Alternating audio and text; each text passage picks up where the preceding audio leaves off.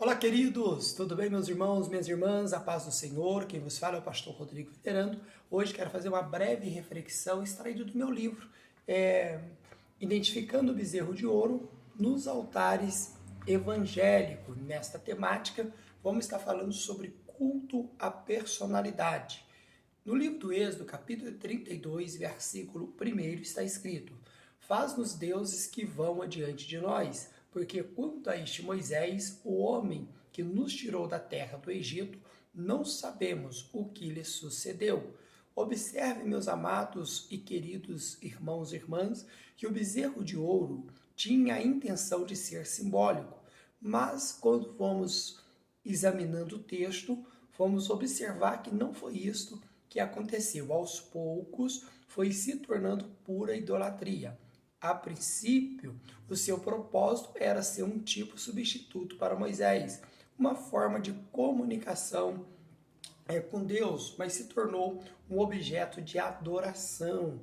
O texto deixa mais claro quando Moisés ele desce e dá ordem para destruir o bezerro de ouro. Pode reparar que eles não tiveram dificuldade ou temor por estar praticando algum agravo a uma suposta divindade. Então, quando se cria ou quando forma o bezerro de ouro, a ideia não era fazer uma divindade, mas um líder fixo, um líder, quem sabe, na mente deles assim, jamais vai nos deixar, porque eles não têm certeza que se Moisés ia voltar ali daquele lugar onde estava. Vocês sabem que ele sobe o monte para receber algumas orientações de Deus, tá certo? Mas trazendo para o dia de hoje, partindo do princípio que eles fazem um altar, aquele objeto simbólico se torna um objeto de culto, o que nós podemos extrair, certo? E podemos identificar hoje. Uma das identificações que nós temos no Brasil, nos púlpitos, é chamado culto à personalidade. Por que eu vos falo desta forma? Nos dias de hoje, podemos identificar a personificação do bezerro de ouro nos altares evangélicos, nos comportamentos de alguns líderes que se posicionam como uma divindade, até tomando para si como se o ministério fosse soberano, até mesmo dizendo ser eles os senhores da igreja. Atitude de alguns membros também reportam essa identificação de bezerro de ouro no altares, quando eles colocam pastores, cantores, pregadores como uma divindade. Quer dizer, só tem Deus na pessoa daquele líder, na pessoa daquele pregador, daquele cantor ou cantora, tá certo? Isso é muito interessante nós observar. Não estou falando questão de admirar, de respeitar, não estou falando nessa questão, não. Estou falando de idolatria mesmo, certo? Que é Deus no céu e aquele homem ao lado, algum lado do trono de Deus, tá joia? Mas vamos lá. Olha que interessante. Podemos também observar alguns exemplos na Bíblia que já era uma prática pagã endeusar o homem. Lá no livro de Atos dos Apóstolos, capítulo 14, versículo 12 ao 15, vai mostrar que quando chamaram Barnabé de Júpiter e Paulo de Mercúrio, né? Então você vai já encontrar uma prática pagã de trazer divinização ou divinizar o homem. Porém, no versículos que sucede, diz que Paulo, de tanto Barnabé e Paulo, eles rasgaram suas vestes e saltaram para o meio da multidão e clamando, dizendo: Senhores, por que fazer essas coisas? Nós também somos homens como vós, sujeitos a mesmas paixões. Quer dizer, quando os homens lá no Novo Testamento, em Atos 12, foi elevar o apóstolo Paulo, elevar Barnabé, como a ideia de uma divindade, porque eles pregavam e Deus também operava maravilhas, eles não aceitaram esse status de divindade, porque eles vão entender que o único que é digno de glória ainda é o Deus que o chamou, Deus que também usa. Maravilha?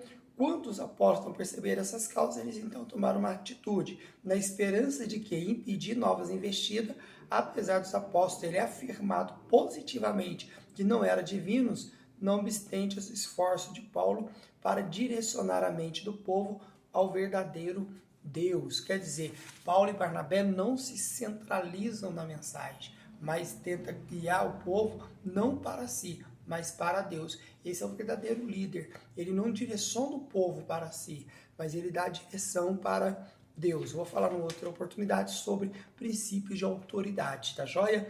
Vejam bem, podemos encontrar aqui na Bíblia, queridos, algumas frases que alguns líderes utilizam para se divinizar, certo? E se colocar no lugar de Deus. Por exemplo, uma dessas frases está registrada em alguns dos versículos da Bíblia Sagrada, certo? Como em Samuel, em Crônicas, certo? Quando eles vão dizer assim, não toqueis no ungido de Deus, ou não toqueis no meu ungido. Por exemplo, 1 Crônicas, capítulo 16, versículo 21, capítulo 22, capítulo 16, versículo 21 a 22, 1 Samuel 24, versículo 6, capítulo 26, versículo 9, também 2 Samuel, capítulo 1, versículo 14, e também nos Salmos 105, versículo 15, que diz, não toqueis no ungido do Senhor. Essa expressão, ela tem sim um contexto real, muito claro, o texto mostra ali, mas lembrando que está falando um período de monarquia, eu até chamo de uma monarquia teocrática, tá certo? Que é aquele processo da teocracia para a monarquia entre o povo de Israel. Quando eu falo agora falo para os irmãos que utilizem esse versículo erroneamente, não estou dizendo que não devemos honrar, respeitar, dignificar os nossos líderes de maneira nenhuma, certo? De maneira nenhuma. Estou colocando pessoas que usam esses versículos para quê? Para proteger a si ou usar uma camada de escudo dizendo que eu posso errar, eu posso falar o que quiser, eu posso distorcer a Sagrada Escritura e ninguém pode posicionar. Ninguém tem direito de posicionar porque eu sou ungido do Senhor, né? Então tem muitas pessoas que usam esse versículo equivocadamente, usa a frase, né? E essa frase não significa isso. Ela não é um escudo ou uma proteção divina que garante imunidade aos líderes cristãos da atualidade. Infelizmente, em muitos lugares, os líderes fazem o que querem, eles distorcem a palavra de Deus, levam uma vida de pecado e ainda manipulam o povo com esse tipo de argumento descabido de que ninguém pode ousá-lo, tocá-los, pois são ungidos do Senhor. Tomemos muito cuidado, certo? Obviamente que devemos respeitar, assim como já falei, apoiar nossos líderes, e é nosso dever orar por eles e acatar as autoridades eclesiásticas que possui, mas desde que eles estejam agindo de acordo com a palavra de Deus. Isto é fato, tá joia? Eu já vi pessoa falando assim, se o pastor estiver roubando a igreja, eu vou continuar dando dízimo porque eu estou dando ao Senhor. Não, você tem que denunciar. Se roubo é crime. Roubo é crime, você tem que denunciar, certo? Tem que denunciar. Vamos lá. Paulo ele vai dizer em 1 Timóteo capítulo 5, versículo 19 ao 20, assim, não aceitai acusações contra o presbítero, senão com 2 ou 3 testemunhas.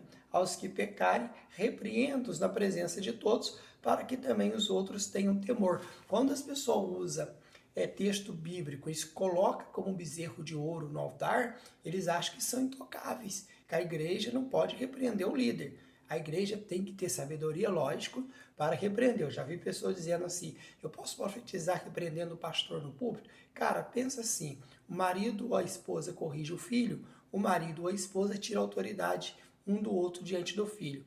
Vai funcionar na formação? Não. Então, para repreender o pastor, tem que ter sim um senso de discernimento. Isso é muito importante, tá joia? Para nós caminharmos aqui para o final, só para lembrar que nós devemos tratar a nossa liderança com respeito, só para lembrar, não estou falando sobre a liderança saudável, estou falando sobre os ídolos no altar, ok? Os ídolos que estão nos altares, beleza? Olha que interessante, como devemos tratar a nossa liderança, porque olha como que eles estavam tratando Moisés, porque quanto a este Moisés, a maneira de falar dos hebreus sobre o seu líder, denota a atitude ingrata deles, não levantar o líder, se é pastor, bispo, apóstolo, etc., nem como divindade, não significa faltar respeito, tá joia? Eu não coloco eles como divindade, mas eu também não posso lhe faltar respeito, ok? Devemos considerar merecedores de dobra honra os presbíteros que preside bem, certo? Com especialidade, os que afadigam na palavra e no ensino, beleza?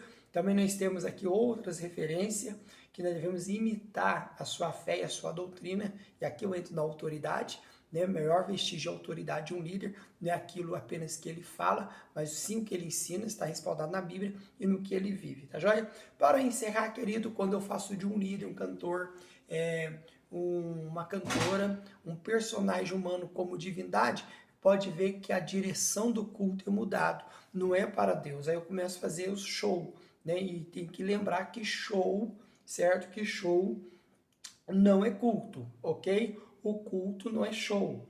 Então vamos lá, estão aí substituindo o altar por palco. Por quê? Porque no altar tem que estar Deus. Mas infelizmente, como está tendo bezerro, então no altar tem ídolos. E se tem ídolos, não tem culto, tem show. Olha que interessante.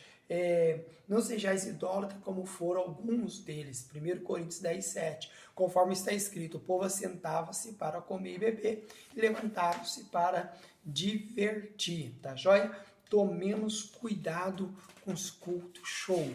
Por que tomemos cuidado com o culto show? Porque há diferença. Observa, o culto está centrado em Deus, o show está centrado em uma pessoa ou uma personalidade, tá certo? No show, a preocupação é agradar a plateia, o povo. No culto, a preocupação é agradar a Deus, é adorar a Deus.